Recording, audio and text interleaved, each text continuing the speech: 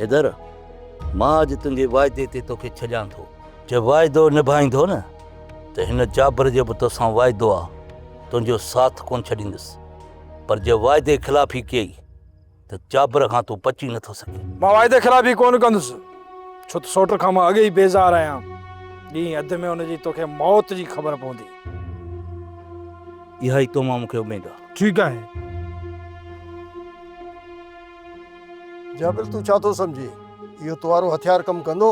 मां हिन जे दिल ऐं दिमाग़ में नफ़रत जो एतिरो बारूद भरे छॾियो आहे, जॾहिं न ही बारूद फाटो त कंहिंखे ख़बर ई कान पवंदी त छा थियो। जाबिर हाणे छा इरादो आहे? हलूं था जाफर वारी होटल ते, हली चांहि पियूं था।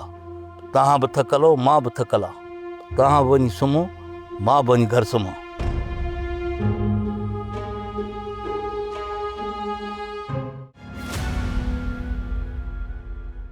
ॾिसी थो वारिस, असां हिन मुड़ुस खे ॻोल्हण लाइ वतूं था, धिका खाईंदा किचन में। हे मुड़ुस वते तो तफ़रियूं कंदो। मूंखे छॾाइण जो तो मथां लाचार न आहे सुठ।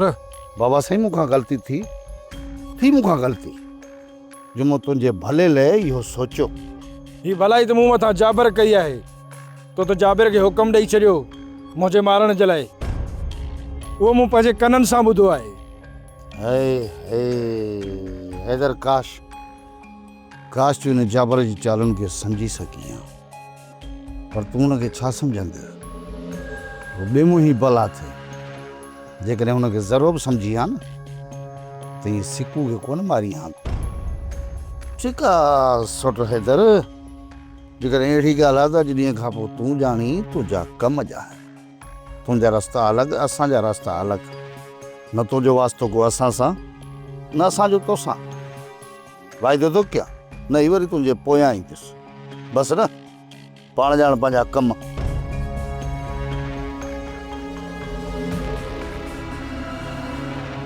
वास्ता ख़तम? मां वरी कहिड़ा तोसां वास्ता रखण थो चाहियां?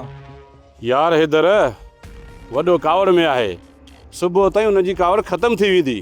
वारस ने ये कावड़ ख़तम थिए या न थिए, हाणे मूं मथां को बि फ़र्क़ु नथो पए। सब्सक्राइब कयो असांजो official YouTube channel Sindh TV HD drama ऐं वधीक अपडेट लाइ बेल आइकन खे क्लिक करियो।